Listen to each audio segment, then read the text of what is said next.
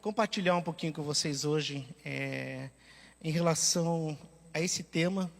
Eu vou abrir um pouquinho, depois eu quero fechar com essa proposta que o pastor mandou para a gente, desse homem, né? E pensando na proposta do pastor, eu consegui criar um homem fofo e forte. Tá? Fala para quem está do teu lado, você tem que ser fofo e forte.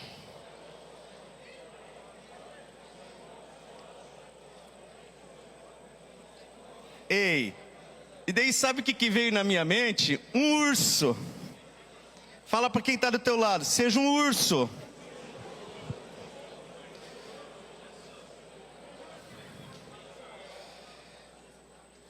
Ei, fala para ele agora, faz cara de mal aí.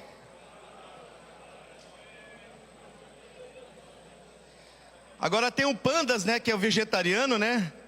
Aí você pode dar um abraço nele. Quem tem medo daquele urso? Ele é fofo.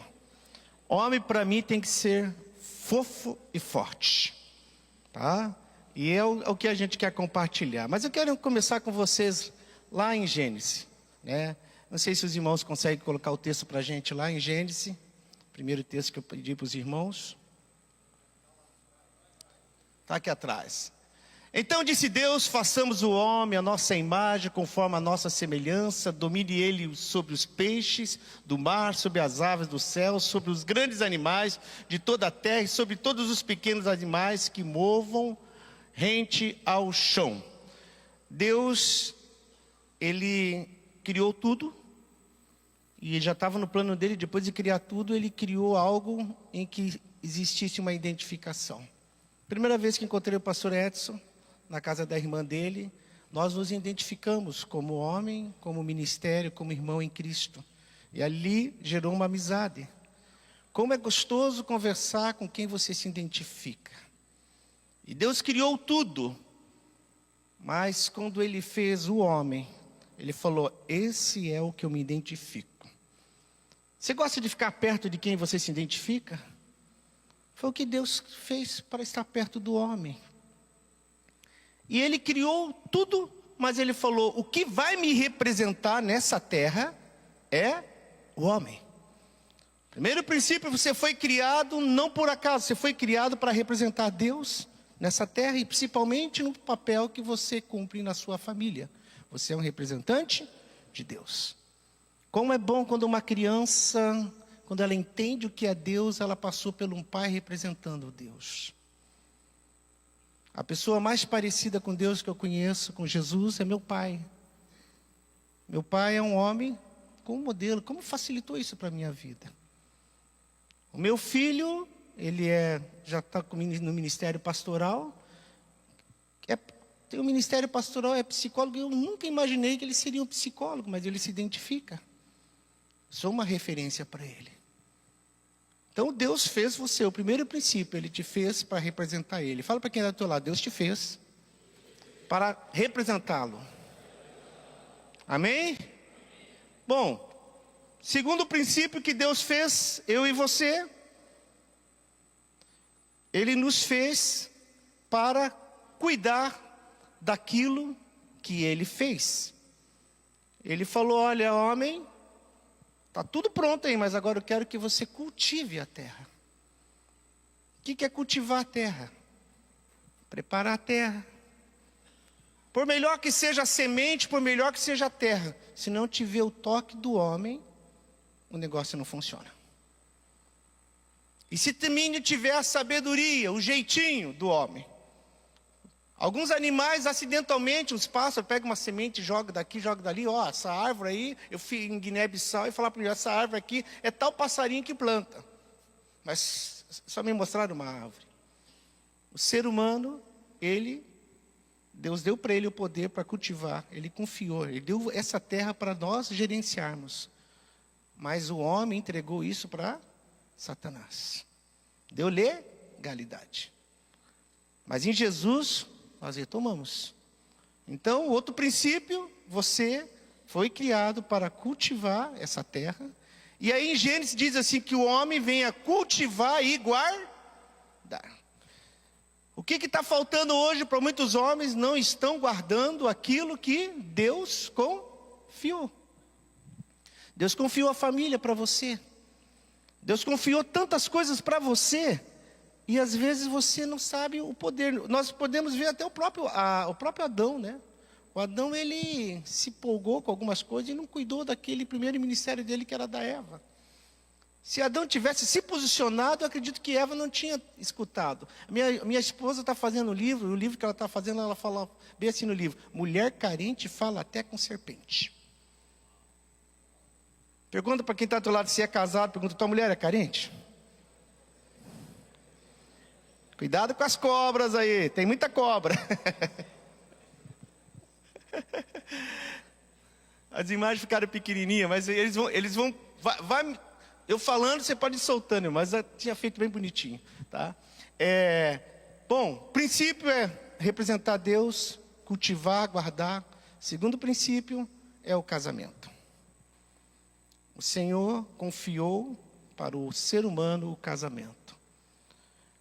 A mulher, ela não é obra por acaso. Se você entender bem Gênesis, a mulher saiu de dentro, não é só questão da costela. Eu achava que, entendendo porque o Adão parecia ser completo. Existe uma lenda, posso falar uma lenda aqui, pastor? Depois eu conserto, tá? Uma lenda, tá? Não está na Bíblia, mas depois vocês vão entender o que eu quero dizer. Diz que havia uma guerra dos deuses, e um deus queria que o outro reverenciasse ele. Eles falaram: não, mas como que nós vamos reverenciar? Eu sou teu Deus também, sabe? Dois deuses, né? Eu sou Deus, você que tem que reverenciar. Não. E aí os deuses estavam quebrando o pau. Aí, quem que vai ser mais Deus? Ninguém. Aí tinha um deusinho lá, que não era muito destacado. Ele falou: eu tenho uma ideia. Nós aqui, ninguém vai olhar um para o outro. Mas tem você está vendo aquele ser lá embaixo? Eles falaram: aquele ser lá embaixo tem 4 olhos, 4 pernas, 4 mãos. Ele é preenchido por si. Ele não precisa de nós. Só que nós conseguimos mandar neles. Daí, o que você quer fazer? Vamos lá embaixo e vamos cortar eles no meio. Aí disse que os deuses vieram na terra, cortaram esse ser na terra no meio, que era homem e mulher, tudo inteiro. Aí separaram, daí, a hora que separaram, deu Eros, falou: agora eu entro na jogada, eu sou Deus do amor. Aí, né, olhando, a lenda diz assim: escuta, você nasce já procurando a outra parte tua.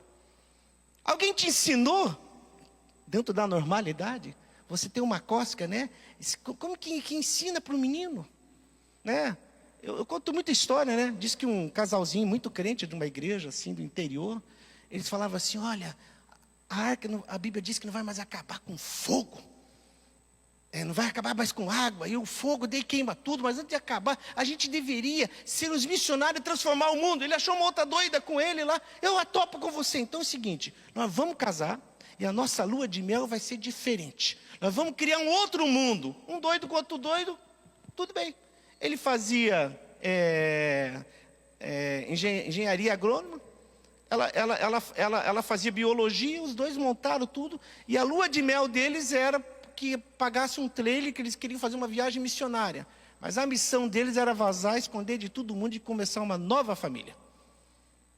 Aí eles começaram uma nova família, pegaram a lua de mel deles, o cara foi para o exército, pegou ração, pegou todo tipo de plantas, pegou alguns animaizinhos que podiam fazer galinha, porco, tudo. Você imagina passar a lua de mel com um porquinho, com um casal de porco, casal de galinha, e levou ovos. Ele falou: nós vamos fazer um mundo novo. E vazaram, não contaram para ninguém, foram para um lugar, um oásis, e sumiram, conseguiram esconder o carro, e começaram uma vida, plantaram. Isso ficaram 15 anos, 16 anos, 17 anos. E nesse meio, eles queriam povoar, mas só tiveram um filho. E tiveram esse filho, só que o filho foi crescendo, não vinha outro menino. E aí um dia surgiu uma guerra lá no país. E essa guerra do país, começaram a andar de avião e via que tinha lá no lugar uns bichinhos andando para lá e para cá, uns animais. E viram um homem, sozinho, depois viu um casal. O helicóptero desceu lá. E falou: o que vocês estão fazendo aqui? Ele falou: pois é, a gente tinha um plano aí de querer ajudar Deus, começar uma nova família, e só deu esse menino. Quantos anos ele tem? Ele tem 18 anos. Nós estamos precisando de homem para servir. leva ele para fazer alistamento no quartel. E eles tinham ensinado um novo vocabulário para o menino. Eles queriam que o menino fosse puro, que não se prostituísse com nada, não queria que se envolvesse, queria que cuidasse mesmo, visse mulher de outro jeito. Santo menino. Aí o pai ensinou a linguagem lá para ele: filho, aprenda isso. Tiveram que pegar alguém, foram lá, buscaram ele e levaram ele para a cidade. Quando levou ele para a cidade, ele andando na cidade assim e tal, daqui a pouco apareceu uma loira. A loira assim, ele falou: pai, o que é isso? Isso é o diabo de dia. É, pai, que diabão. Cuidado, filho. Aí daqui a pouco estava entrando meio assim, veio uma morenona, bonita. Era meio escuro. E aí essa aí? Isso é o diabo da noite, filho. Daqui a pouco veio uma meio ruiva assim. E aí esse? Filho, esse é o diabo intermediário. Ele falou: pai, dá um diabo desse para mim. O homem não precisa ensinar ele a gostar de uma mulher, fisicamente. Mas na área emocional, o homem não consegue entender uma mulher. Você não precisa ensinar um homem a bater o olho, olha, já se excita. Se é homem, né? Se não é homem, é pior. Não é homem, digamos, não se identifica como homem, é pior. É mais tarado ainda. É difícil. Eu tive a infelicidade de morar do lado de dois que viviam juntos. Gente, parecia coelho. Meu Deus do céu, nunca via coisa daquilo. Eu orava: Senhor, repreende esse fogo, né? Aí saía aquele, o cara trazia outro, era pior fogo ainda, né? Os caras é movido só pelo instinto.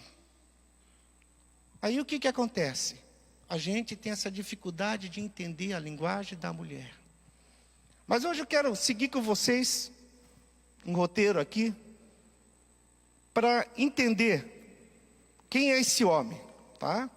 Mas vamos lá, o perfil do ser humano, o ciclo da vida.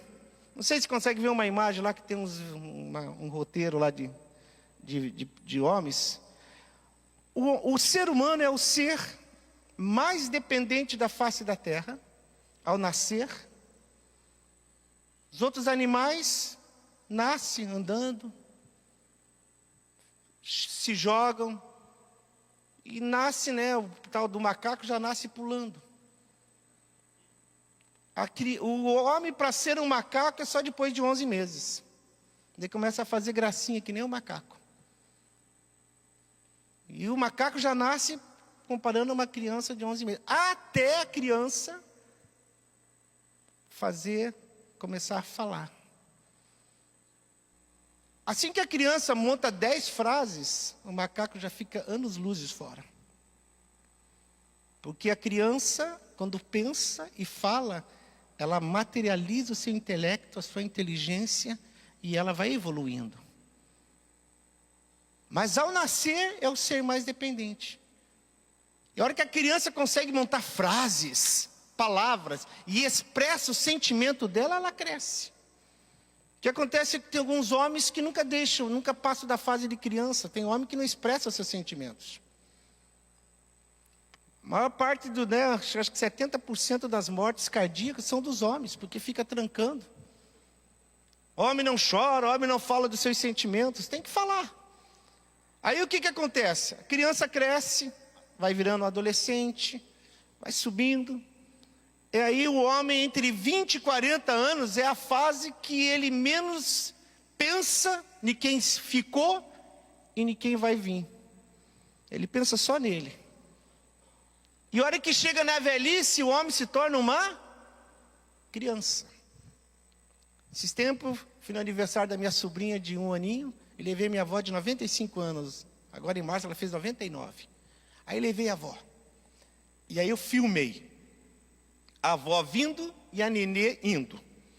A nenê pegando na mão para segurar, porque estava aprendendo a andar, e a avó pegando na mão para segurar, que desaprendeu. O ser humano começa pegando na mão de alguém e termina pegando na mão de alguém, mas ele não faz a conta da dependência. Eu me preocupo muito com o futuro de Cristo. Eu creio que Jesus vai voltar logo. Mas se Jesus não voltar há 30 anos, o que vai ser principalmente dos homens, que hoje tem 30 anos, 40 anos, né, que é a síndrome de 40 anos, o homem quer ser o adolescente que não foi, e ele larga os filhos, quem é que vai cuidar dele? O ser mais dependente, mas ele não prepara. Eu fui 28 anos bioterista. Trabalhei com rato 28 anos. Pastor Giovanni, rato é um bicho porco. Faz cocô até na comida da gente às vezes. Mas eu aprendi uma lição com o rato. O rato, eu colocava eles numa caixa mais ou menos desse tamanho, colocava um macho para 5 fêmeas. E um dia ele dava conta das 5. Bicho taradão ali. E aí em 21, 22 dias nascia 16, 15, 14 ratos. Multiplicava. Às vezes, quando alguns que davam conta e o ciclo das fêmeas era quase semelhante, nascia 1 dia, 2 dias, 3 dias. Cada linhada que nascia, assim que nascia, o macho já ficava cuidando dos ratinhos junto com a fêmea. E abria lá no cantinho da caixa, com serragem, um lugar limpinho, cheirosinho, para que a ratinha e os filhotes ficassem. E os gatinhos faziam algum cocôzinho, o rato ia lá e lambia, porque o ninho tinha que ficar limpinho. Todos os animais, o ninho deles é limpinho. Eles desculpa a expressão, eles faz cagada em outro lugar. Quando vai para alguns homens, no trabalho é limpinho, na igreja perfumado. Chega em casa, solta o que não é para soltar. É educado, já viu o homem dando conselho para uma outra mulher? A forma que ele atende? Já viu um homem tratando uma amante? Eu vou com a minha esposa em restaurante, e quando eu vou com ela em restaurante, ela fica falando, não é casal, não é, olha o jeito que está tratando. E às vezes eu quero dar uma economizada, minha esposa fala, não, se os caras aí estão gastando com meninas aí e tal, eu sou mulher boa, é mulher cara, você vai gastar comigo. Aí eu chego no restaurante, ela quer namorar. Sabe quando é proibido, mulher quer proibir? Ela quer dar beijo, ela quer falar, amor, em casa a gente tem. Ah, é? Olha esses vagabundos aí. Se for, eu fico olhando, daí eu tenho que entrar no embalo, depois em casa eu ganho um prêmio maior ainda. Mas, gente, homens, nós precisamos cuidar do nosso ninho. Pergunta para quem está do teu lado, como está teu ninho?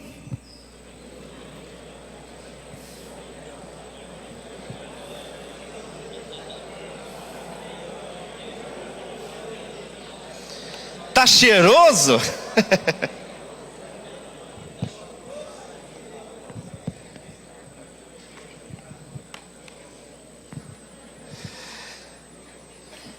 Bom, eu falei para você o que é um homem para Deus. O que é um homem para Deus? É o representante dele. Aí eu pergunto, o que é um homem para você? Quem é você como homem? Quem é? O homem, Gilberto? Quem é você? Se alguém perguntar que tipo de homem que você é. Hoje existem esses conceitos que falam, olha, melancólico, fleumático, colérico, e vai indo. Isso é o que falaram de você. Isso é a máscara que te deram.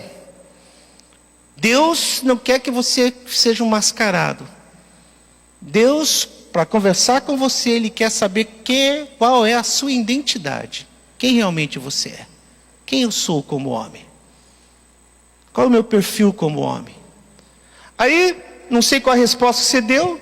Aí para mim saber quem eu sou, eu tenho que saber de onde vim. De onde que eu vim? Eu sou fruto de quê? Sou fruto de Deus, sou fruto de uma família. Né? Aonde eu estou, como estou e para onde eu vou. O ser humano é o único ser que consegue fazer uma comparação das suas experiências e projeta o futuro. Eu tenho um papagaio em casa, às vezes fico olhando para ele, mas é tudo condicionamento. Você pega um animal, por mais inteligente que ele seja, você tirou ele do habitat dele, ele fica perdidinho. O ser humano, você tira ele do habitat dele, ele vai descobrindo. Ele vai se adaptando, mas ele vai descobrindo novas realidades. Aí, quem eu sou? Agora, depois que eu penso quem eu sou, eu queria entender o que eu sou para os meus pais. Quando um pai e uma mãe esperam um filho, qual a expectativa do teu pai, da tua mãe, do homem? Eu era para ser uma mulher. Porque meu pai ganhou um filho, e o segundo vai ser uma mulher. Esses dias eu estava acompanhando um casal de 5 homens, a sexta seria uma, e veio mais um homem. E a irmãzinha profetizou tal, hora que chegou no momento, entrou numa crise, falei, mãe, você tem todo o direito, se tem 5, o sexto você tem o direito de ser, mas Deus deu o ministério para o seu marido montar um time, falta mais 4. Fica tranquilo, é um ministério dele, é um ministério com homens. Né? Já vai ser pastor da maior igreja com homens. Mas, qual é, quando você nasceu como homem, o que teu pai projetou em você? O que um pai projeta para um filho homem? Hoje está mudando, pastor. Os homens querem pegar o sobrenome das mulheres só porque é bonito. O meu nome é Gilberto da Silva Pinto. Antigamente, Pinto era Pinto, né? Não era Pintinho. Depois que veio até que a questão mais clássica, pênis, essas coisas. Mas Pinto é para nós, na minha época, minha infância, Pinto era Pinto. Aí meu filho é Natan. Aí eu coloquei o sobrenome do meu pai, da minha mãe, Marques Dias Pinto, para dar uma amenizada no Pinto.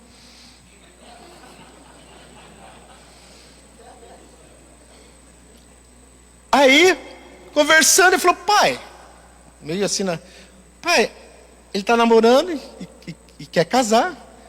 Pai, será que é possível? Porque pai vai ficar, para minha esposa vai ser diferente, porque ela é Amaral. Então, seria Raíssa Amaral Pinto.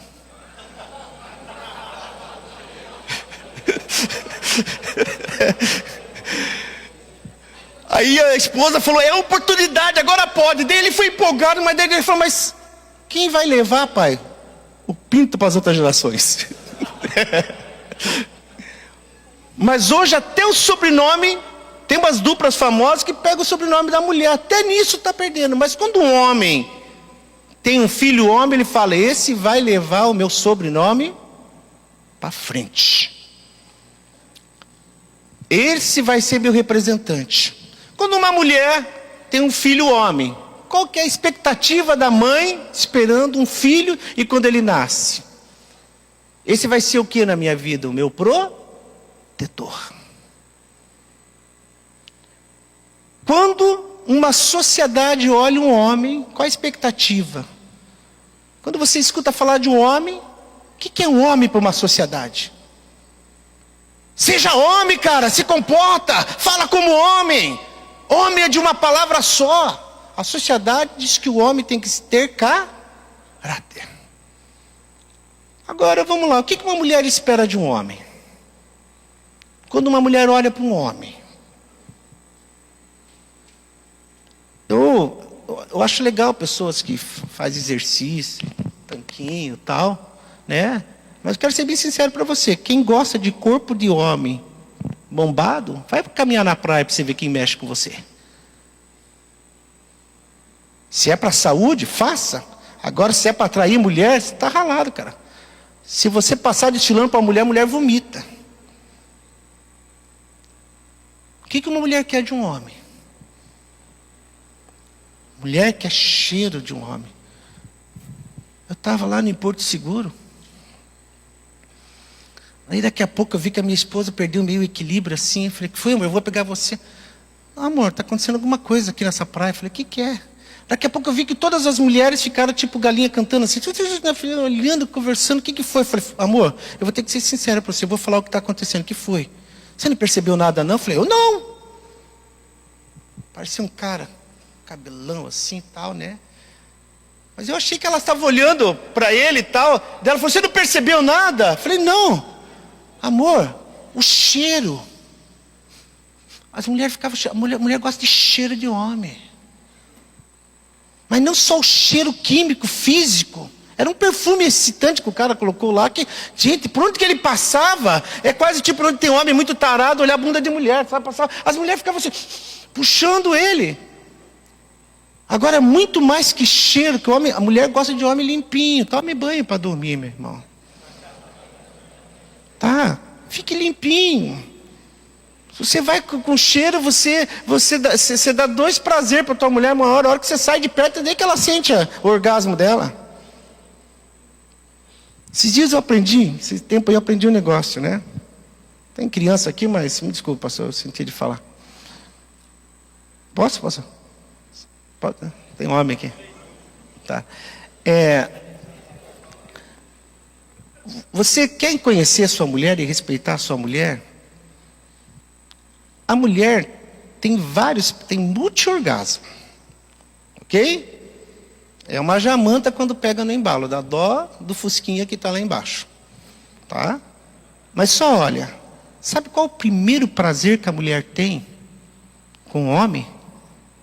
É quando o homem chega para ela e dá aquela olhadinha, dá aquela apertadinha, ela diz não. O não para a mulher é o primeiro orgasmo. Se você não entender esse orgasmo do não, você vai demorar a ter o teu. Depois que ela tem uns 10, aí chega a tua vez. Se você entender o não dela. O não é que ela não quer. O não é do teu jeito só. Hoje os homens não conseguem entender a mulher. Um dos maiores prazeres de uma mulher, ela tem vários prazeres. Se você tiver dignidade, é te dar prazer. Tem muitos homens que a mulher que usam a mulher. Não tem essa sensibilidade. Só é o urso devorador, mas não é o urso de aconchegante, de abraçar. A mulher precisa disso. Então o que é um homem para uma mulher? É alguém que a respeita. Não sei se você percebe, né, se você já passou por isso. Quando você chega frente a uma mulher, e você olha para uma mulher, e a mulher percebe que você tirou a roupa dela sem ela ficar nua, essa mulher sente um fedor teu. Ela tem nojo de você. E a mulher percebe, ela não tem coragem de falar para você. Mas a mulher percebe quando você olha além da roupa dela. Tudo que a mulher gosta é que um homem conversa com ela olhando nos olhos dela. Depois que casa, o homem tem dificuldade de olhar nos olhos da mulher. Ele desvia. Então a mulher se sente desnu, sem roupa, quando um homem olha com as intenções.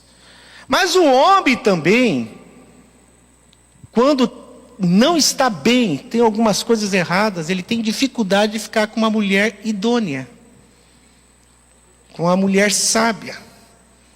Porque a mulher sábia, quando olha para um homem com seguintes intenções, ou com um homem, de repente você está dando as tuas aprontadas.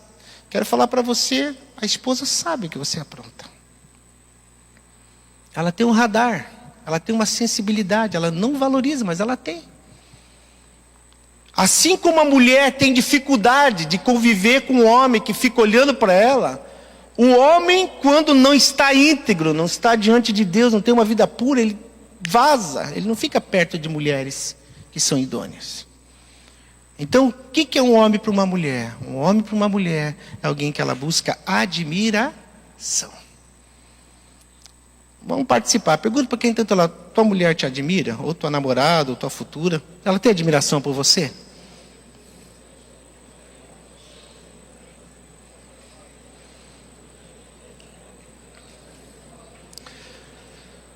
O que ela fala de você para os outros?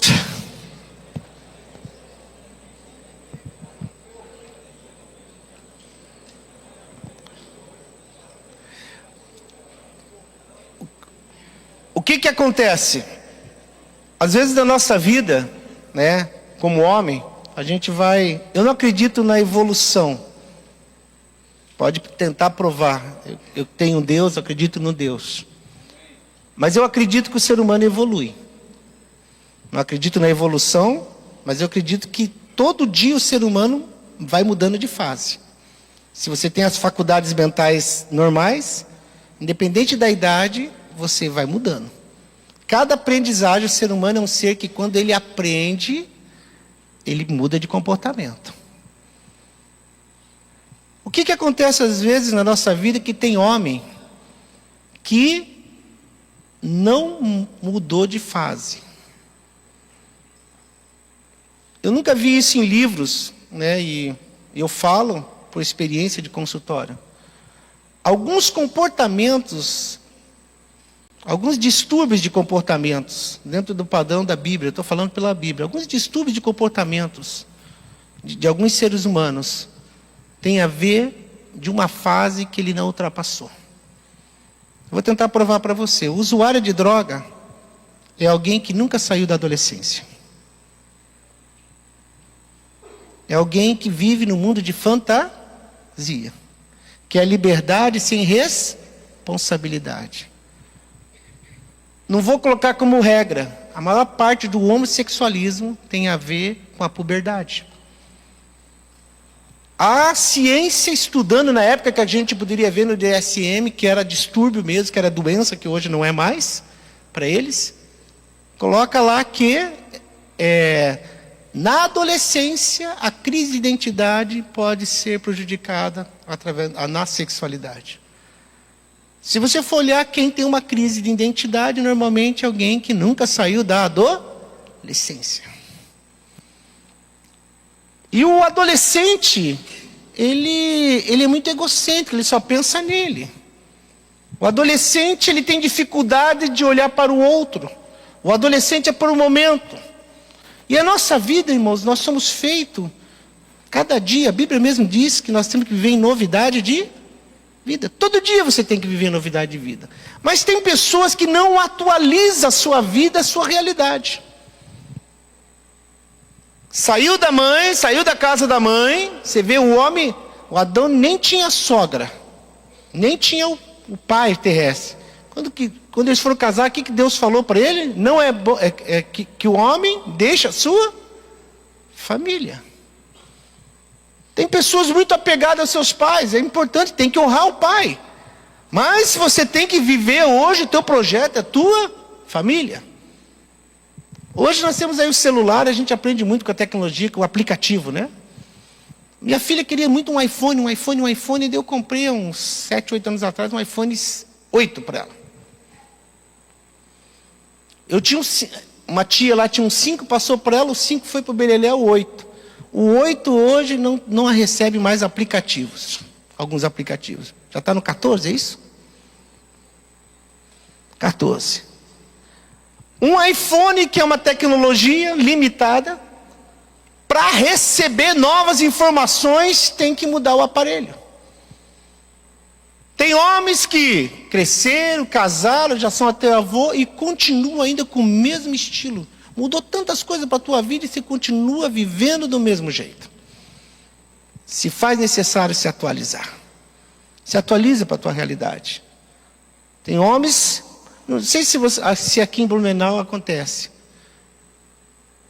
Maiores níveis de separação é depois de 22 a 30 anos de casado.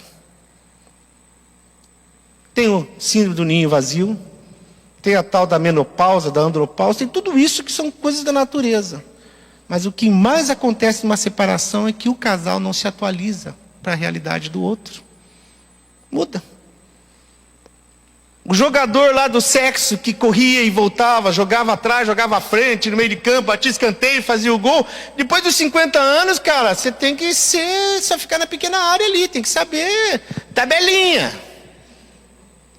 Tá? Não corre mais. E se ele leva toda a responsabilidade para a força dele, pro amiguinho dele de baixo, tá ralado, cara. Há uns 20 anos atrás, eu nem tinha tanta experiência, chegou um velhinho querendo se matar. Aí o neurologista falou assim para mim: doutor, Eu já dei o meu jeitinho, mas ele quer se matar. Para se matar agora é com o senhor. Tá? Porque eu não vou dar veneno para ele se matar, ele quer se matar. Ele quer se matar e agora o senhor tem que ouvir ele. Eu trabalhava aqui em neurologia, daí chegou lá o velhinho, 66 anos.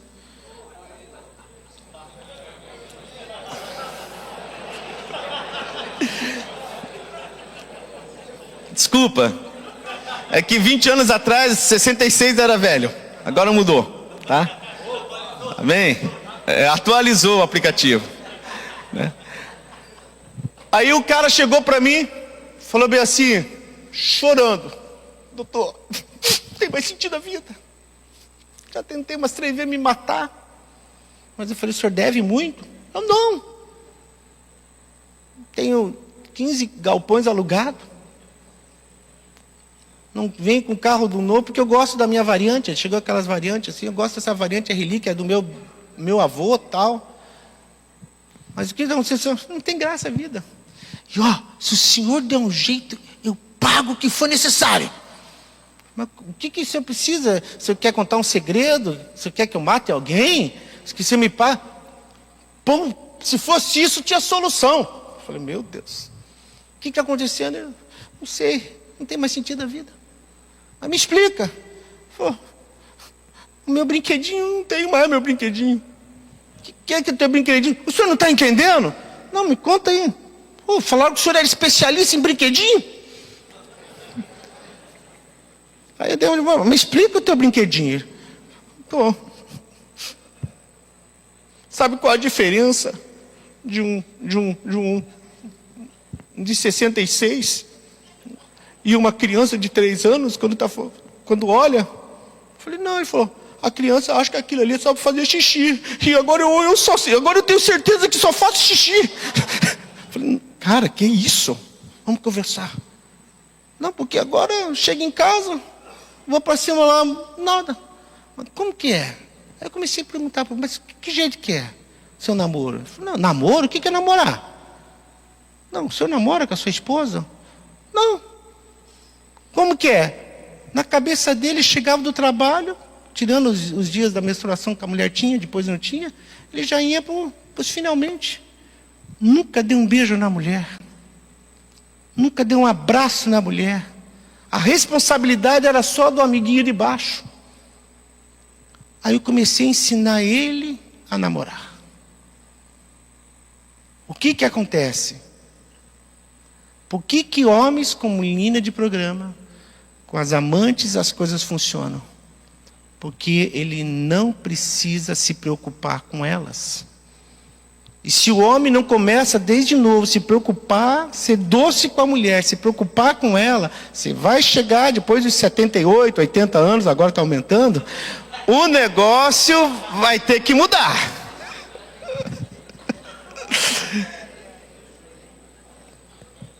Olha para quem está do teu lado. Está atualizado o teu aplicativo, irmão?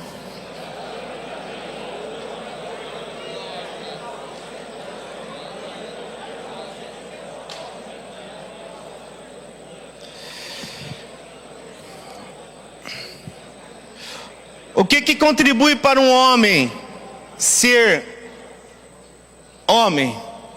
Uma família estruturada ajuda muito. Uma família estruturada não antecipa e nem retarda o comportamento de um homem. Eu estava pensando em que falar com vocês e veio algumas, além de vir essa do urso, veio uma outra para mim. Parecia que tem em livros, mas eu não vi. Eu vejo que existe pessoas muito verdes na vida. E existe pessoas podres na vida. Já apodreceu. Não serve para mais nada. Mas entre o verde e o podre tem a maturidade. E o que falta hoje em homens é a maturidade. A maturidade revela muito para você quem você foi, quem você é e quem você vai ser. Hoje está raro conversar com pessoas maduras. A maturidade dá sabor para a vida. A maturidade te ajuda a errar menos e a orientar pessoas a pararem de errar. Alguém pede conselho para você? Alguém te olha, eu vou aqui a uma igreja, alguém olha para você, né?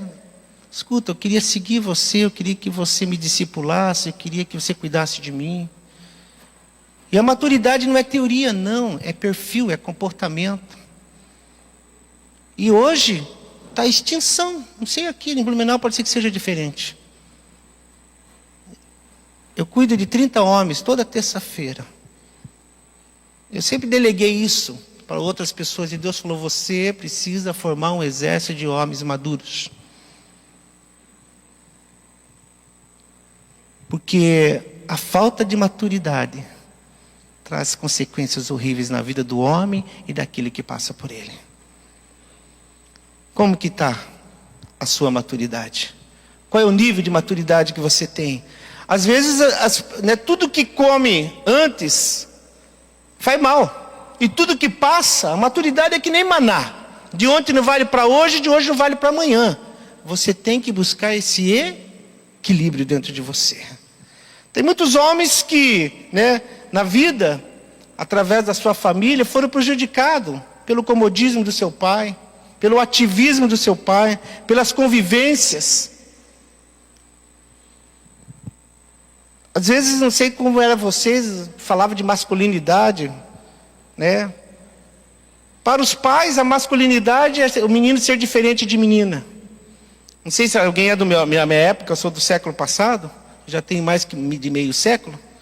Existia um Fusquinha, não sei se alguém aqui de Curitiba, existia, acho que era de Pávio ou Pavema, que tinha o Fusca que era táxi, e lá no Fusca atrás, ali no capuzinho do motor do Fusca, tinha um adesivo, não sei se era da Volkswagen ou era de uma empresa.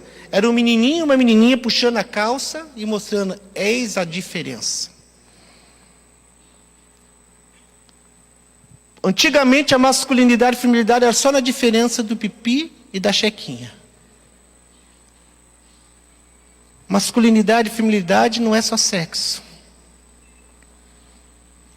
Todos nós temos algo feminino dentro de nós, que tem que ser trabalhado. Tem uns que passa do equilíbrio.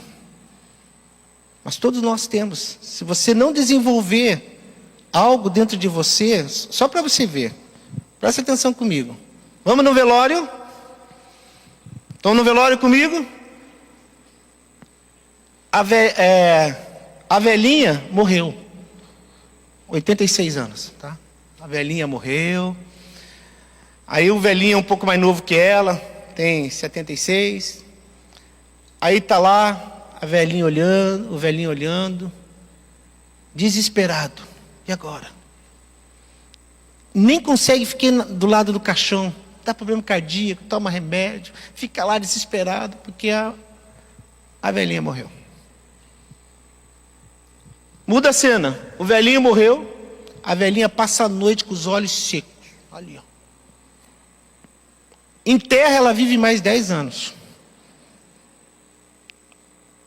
Se a velhinha morreu, o velhinho 2, 3 anos já vai. Aí você vê a firmeza. O homem, quando ele perde os seus hormônios masculinos, ele fica o quê? Efeminado. E se ele nunca só quis ser durão, machão e nunca entrou no mundo feminino, está ralado quando fica velho. Porque nós precisamos entender essa doçura que o pastor colocou aqui. Nós temos essa doçura. Só que a cultura diz que o homem não é doce. A cultura diz que o homem macho tem que gritar mais alto. O macho é forte, o macho não chora. Não. Nós temos que ter essa sensibilidade. Eu estou desenvolvendo um projeto chamando homem H2P2. Tudo homem, honra e P. E eu consegui uma vez uma surpresa, fui num congresso e faltou um preletor. E eu tive que montar uma palestra em 10 minutos. E eu na pressão funciono bem. Comecei a montar homem de P. E fui escrevendo homem, pai, professor, psicólogo, padre, pastor, fui colocando. Padre não é pai, né? Mas pode ser também. Aí eu fui colocando profeta, tudo com P, tudo com P. E fui dando espontâneo, falando, homem P, homem P, homem P, e fui dando protetor, fui indo tal. O povo começou a gritar, e daqui a pouco falou, o homem palhaço. Homem tem que ser palhaço. Aí todo mundo ficou, ao invés de rir para mim, ficaram bravos. Eu quero explicar para você que o homem bom tem que ser palhaço. O que é um homem palhaço? Hã? O que é um homem palhaço? Um pai palhaço.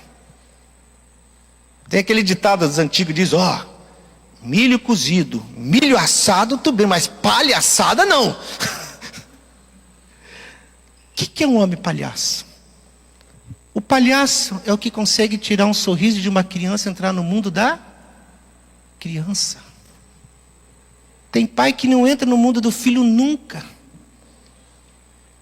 É a sensibilidade. Então são os papéis que nós precisamos desenvolver como pai. Atualizar. As coisas vão mudando, nós vamos atualizando.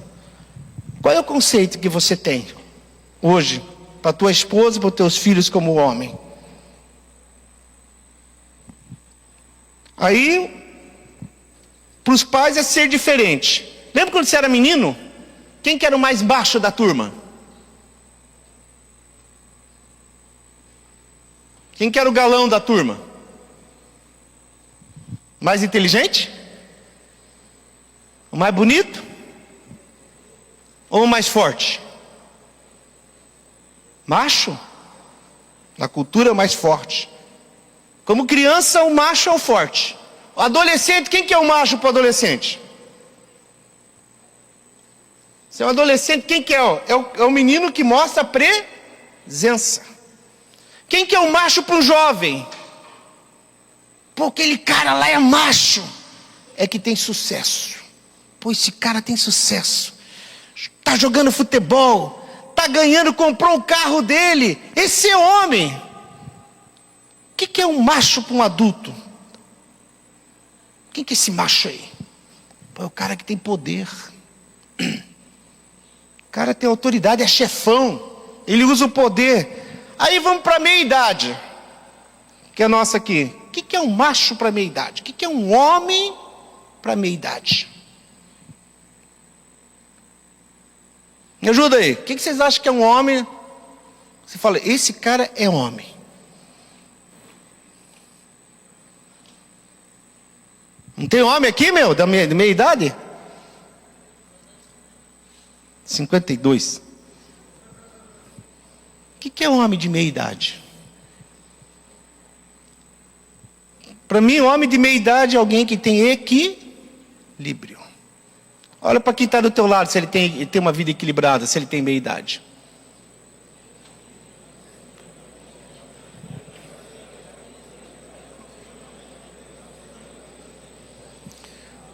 Estou terminando.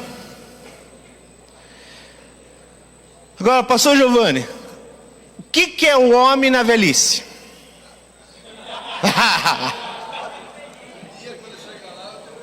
Aí tá.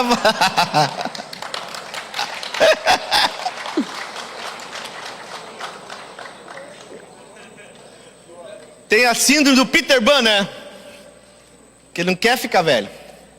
Não é o teu caso, pastor, por favor. O que é para você um homem na velhice?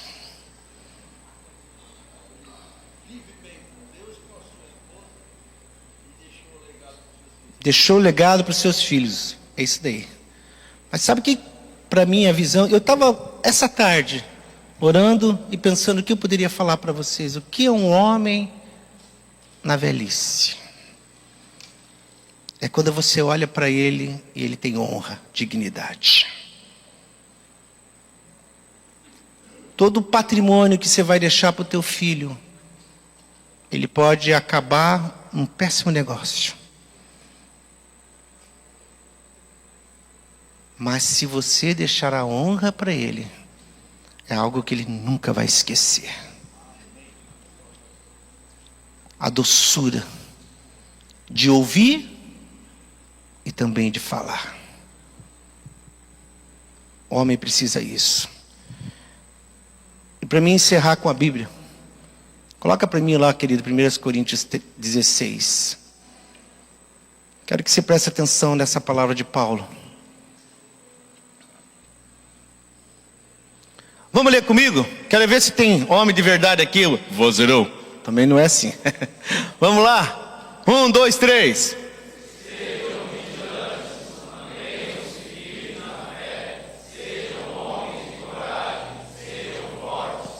14.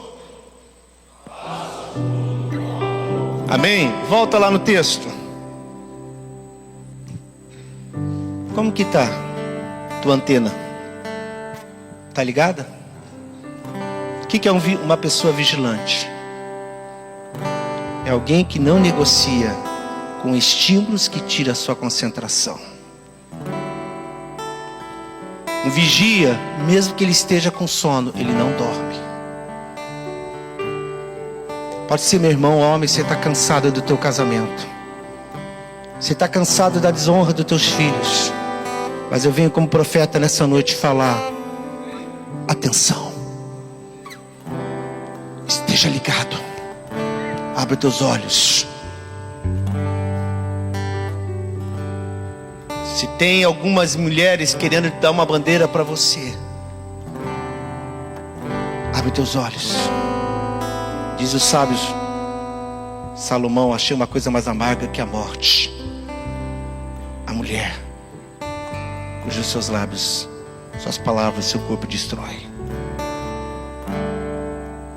Abre os teus olhos. Não negocie com a canseira. Não negocie com o sono.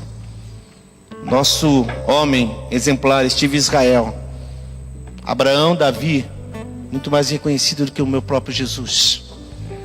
Um dia ele não vigiou. Um dia ele estava cansado e olhou para uma janela. E a pior família, se for estudar, que eu já ouvi na face da terra, foi a família de Davi. O irmão abusou da irmã. O filho queria matar o pai. Ele se arrependeu, mas ele pagou caro. Muitos homens têm sucesso até no ministério, mas destrói a sua família. A minha origem é metodista, mas eu vou para o céu ainda. E o meu sonho era ver em John Wesley. Está lá na paróquia. Fui criado falando muito bem de John Wesley. Não muda a minha visão da história dele como homem de Deus. Mas quando eu cheguei lá, fui em todos os templos metodistas, virando museu. Eu queria dar um abraço no herdeiro de John Wesley. Não achei ninguém. Pregou mais de 44 mil sermões, mas esqueceu de deixar o legado na sua família. Diz os calvinistas que detonam os armenianos, diz que John Wesley, quando andava muito de cavalo, porque se ele chegasse em casa ele apanhava da mulher. Não sei se é verdade. Esqueceu da família. O próprio Jesus disse que proveita ao homem ganhar o mundo inteiro e se perder na sua alma, nos seus relacionamentos. Eu fui criado num ambiente pentecostal. Para mim a alma era o céu, a vida eterna. Jesus está falando, você precisa se encontrar, precisa estar bem com você, porque se você for e voltar a não encontrar você, não vai. Fala para quem está do teu lado, chacoalha ele, vigia, cara.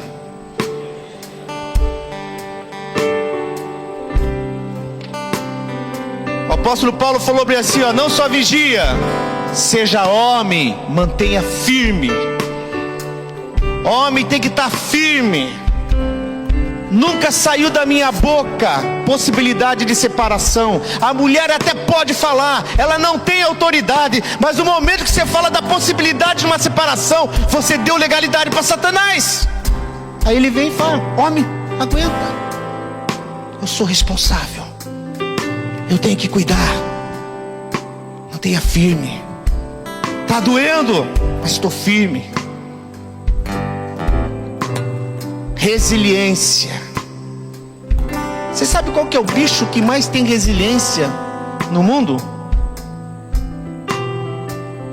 Sabe qual que é o bicho que tem mais resiliência no mundo? Aquele que às vezes você não gosta, que fica na tua casa, a barata.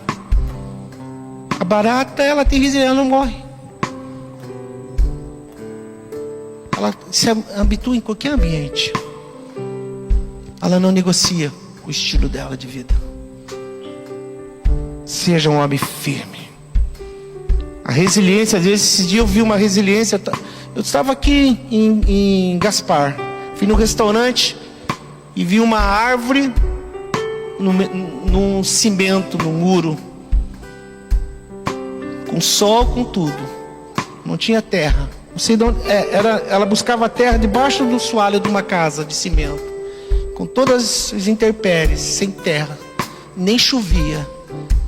Mas ela estava com vida. Não negocia. E aqui diz o apóstolo, firme aonde? Na fé. Vocês concordam comigo que Deus tem poder? Deus tem poder? Amém? Deus tem poder de mudar a tua história? Amém? Por que Ele não muda? Por que você pode estar vivendo uma vida sem dignidade?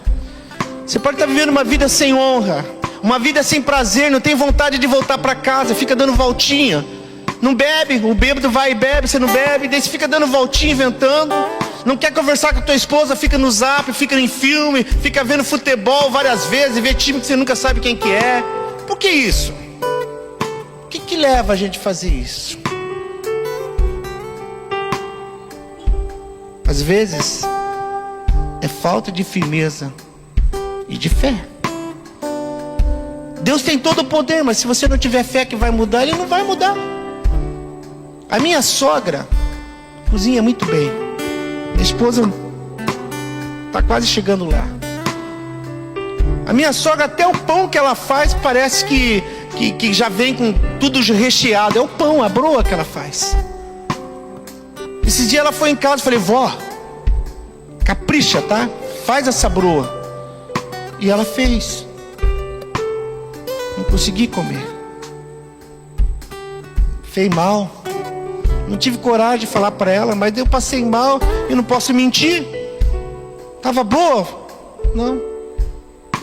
Por quê? Você não gosta mais da minha broa? Não, ela falou, eu não quis entristecer você, porque o fermento que eu usei não é o fermento que eu uso certo. O trigo de vocês não é trigo de qualidade. Eu sou uma boa cozinheira, mas se não me der a matéria-prima, não sai o pão que é para sair. Deus tem todo o poder no céu e na terra, mas para agir na minha e na tua vida, você tem que oferecer uma matéria-prima para Ele. E a matéria-prima chama-se fé. Sem fé é impossível agradar a Deus. Fala para quem está ao teu lado, fique firme na fé. A Bíblia diz que o justo viverá pela... E se ele recuar, Deus não tem prazer. Olha para quem está do teu lado e pergunta, você dá alegria para Deus? Você dá prazer para Deus na tua existência? Acredita no impossível. A Bíblia diz que tudo é possível ao que crê. O justo viverá pela fé. A palavra do Senhor diz que esta é a vitória que vence o mundo, a nossa fé. Terminando, sejam homens de coragem. Coragem não é ausência de medo. Coragem é controlar o medo. O ser humano, para não ter medo, ele tem que ser louco. Olha aqui quem está do teu lado, você tem cara de louco. Você tem cara de louco? Hã? Louco? Eu não vi ninguém. Acho que todo mundo que está aqui entendeu o que eu falei. Levanta a mão. Então não tem louco aqui. Mas o louco, eu fiz estágio, o lugar que eu mais gostei de fazer estágio, mas fiquei um pouco com medo, foi no hospital psiquiátrico. Pastor Edson, os caras são felizes. Eu cheguei lá, tinha um Caetano Veloso tocando, né? O Lula tava lá, né? Na época não tinha o Bolsonaro ainda, senão tinha o Bolsonaro lá. Os caras são felizes, porque não tem problema. O louco não tem problema. Ele dá problema para todo mundo, mas ele não tem.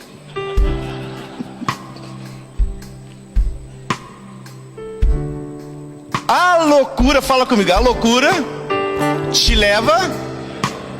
Perdão. Fala, ansiedade, fala pra quem tá do lado. Ansiedade te leva à loucura. E quando você ficar louco, você não vai ter ansiedade. O louco não tem ansiedade. Por isso que ele não tem medo. A ansiedade é que nem o sal. Ela existe, mas não pode aparecer. E se ela não existir, a vida não tem sabor. Faz parte da natureza humana ter ansiedade. E sabe quem tempera a ansiedade? A fé. A fé e a ansiedade que é o mesmo espaço. Quanto mais fé você tem, mais a ansiedade vai embora. Mas terminando, coragem e seja forte. Fica em pé comigo. Fala pra quem, dá uma empurrada pela cara, fica forte aí, cara. Seja forte. Ei, forte não é esse daqui, ó, musculatura não, é importante.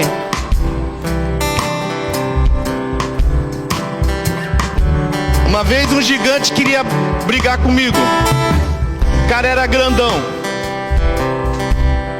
E aí eu fui enfrentar ele. Eu sabia que eu ia apanhar. Mas eu olhei assim e falei, cara, eu posso apanhar no físico com você, mas na boca eu não apanho. O que isso quer dizer com isso? Para mim, homem não se caracteriza pelo seu físico, mas pelo seu espírito. Ele ficou me olhando, o que isso quer dizer? Sabe a história de Davi, não, cara? Ele ficou me olhando, você é crente? Sou! Então não vou brigar com você. Seja forte nas tuas convicções. Não negocie. E para terminar a introdução do pastor, você pode ser tudo isso, mas o verso 14, o que diz o verso 14? Faça tudo com... Fala comigo, faça tudo com... Eu vou falar algo. Pode ser que o Edson não tenha coragem de me convidar mais para vir aqui. Eu vou falar um negócio para vocês. O amor é uma coisa feia. O amor é feio. O amor é uma coisa ruim. Vocês não concordam comigo? Não tem problema. Se tivesse um livro para me escrever, na Bíblia eu escrevia: o amor é feio, mas faz coisa bonita. O amor é ruim de sentir, de mastigar, mas quando entra aqui dentro faz bem. A Bíblia diz que Deus é amor. E eu não consigo ver nada de romance, de amar o mundo e ver o filho esparramado de sangue na cruz. Que amor que é esse? Tem casal que chega para mim, o homem chega: não amo mais a minha esposa. Paixão, você coloca na boca, ela é gostosa. Quando entra dentro, ela é amarga. O amor é um bocado amargo, mas quando entra aqui dentro, ele é suave, ele é doce. Não pensa que amar é fácil, não. Mas a Bíblia diz: a nada devais a não ser o amor. Fala para quem está do outro lado, fala, sabe o que a Bíblia diz? Que o homem, fala que o homem tem que amar sua esposa, assim como Cristo amou a sua igreja e se entregou por ela.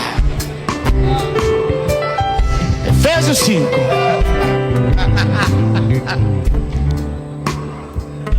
Você ama a tua esposa? Se um dia vocês conhecerem minha esposa, eu tenho muitos defeitos, gente. Se ela estivesse ouvindo o que eu estou falando aqui, chegava em casa, teria umas correções. Ela fala: você é muito espontâneo, você fala coisas que não deveria falar. Eu tenho muitos defeitos.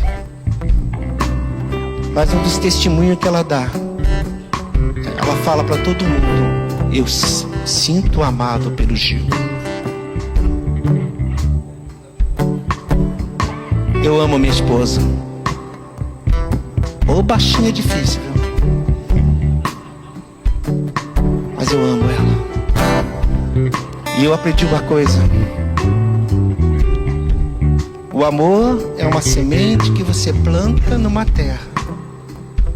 E se você cuidar dessa terra e regar, vai dar o fruto que você espera.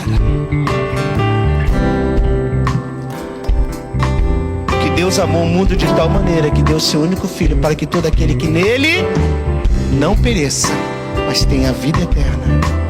Quando eu olho para minha esposa, eu aprendi com meu Deus. Quando Ele olha para mim, Ele não me vê, Ele vê o filho dele em mim, Ele vê o amor dele em mim, Ele me aceita. Quando a minha esposa está naqueles dias do comando vermelho, que ela quer me morder, quer acabar, eu fico olhando o meu amor dentro dela. E para eu olhar o meu amor dentro dela, eu não respondo à altura. Porque o amor não espera nada em troca. Tudo vê. Eu quero orar por você. Para você receber nessa noite um batismo. É machinho, você vai ser daqui mais macho hoje, né? A vitamina para macho, mas com doce. Teu olhar de amor. Vou encerrar contando um testemunho. Eu sou filho de pastor e nasci no movimento pentecostal.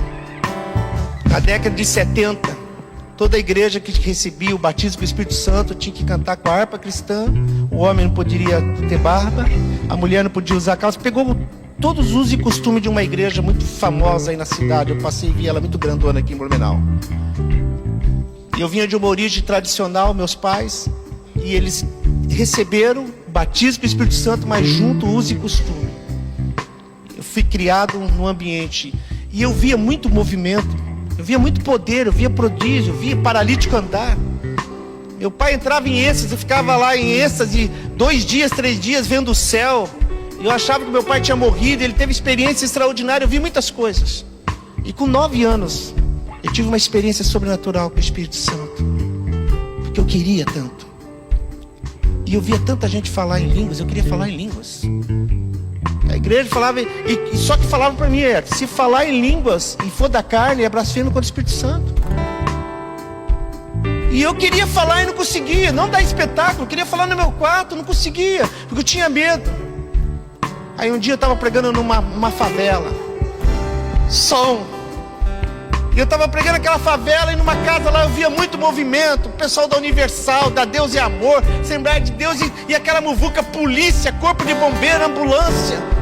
E daqui a pouco eles escutaram o pregador, manda esse pregador vir aqui. Quando eu falava pro pregador vir, a moça que estava lá, esse não, eu detesto ele. Aí eu estava com poder, tinha 19 anos pregando e tal. Tem uma menina possessa lá e ninguém conseguiu tirar o espírito dela, você não vai lá? Eu falei, vou? Quando eu cheguei assim, pode soltar ela. Não, ela tá pelada. Aí não dá, menininha de 12 aninhos, 13 aninhos, pelada. Toalha, sangue, 4 homens, 2 mulheres segurando ela. Na hora que eu vi aquilo, eu falei, meu Deus.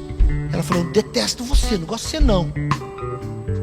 Eu não podia falar que não gostava dela, não era ela, era uma coisa que estava dentro dela. E naquele momento, pastor Edson, comecei a olhar para aquela menina e comecei a amar ela. E ela falou, não me olha desse jeito, não me olha desse jeito. Ele falou, o que você está fazendo com ela? Não estou fazendo nada. Comecei a chorar e amar ela. E no momento que eu comecei a amar, ela falou, eu não consigo isso, que ele está passando, eu não consigo. Deus saiu todos os demônios dela pelo olhar de amor. Não falei nenhuma palavra. E naquele momento que eu comecei a olhar ela com amor, a minha língua foi tomada, eu comecei a falar em línguas. E aquilo me renovou, e a partir daquilo eu não parei mais de falar. E quem fala em línguas, aí edifica a si mesmo, não precisa de espetáculo para falar. Mas minha vida mudou, porque eu comecei a viver um amor diferente. Vamos mudar o olhar para a esposa? Olha para o amor. Teu filho está rebelde, tua filha está rebelde. Olha com amor, ternura, olhar de amor, representando Deus. Amém? Põe a mãozinha no teu coração. Quero orar com você. Senhor, que exército lindo aqui em Blumenau, nessa igreja Shalom. Coisa linda. Esses homens não vieram aqui, Senhor, para ter uma pirâmide, para ganhar mais dinheiro. E nem tem cheiro de costela e nem churrasco nesse lugar aqui, Senhor. Mas esses homens vieram aqui, Senhor, porque sabe que nessa casa tem pão. Essa casa tem alimento. E o pão é uma comida universal e que preenche todas as necessidades do ser humano. Que eles venham saciar-se desse pão vivo que desceu do céu, e és tu, Jesus. Venha mudar a situação, venha mudar quadro.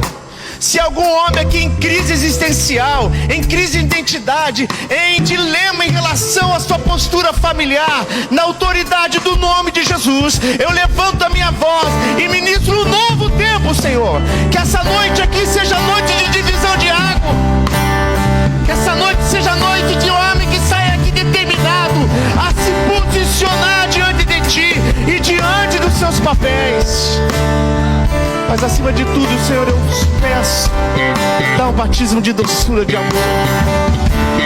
Eu sei que poucos aqui têm voz de locutor para falar alguma poesia bonita, mas que saia dele sinceridade, palavras de amor, palavras de afeto, palavras de autoridade.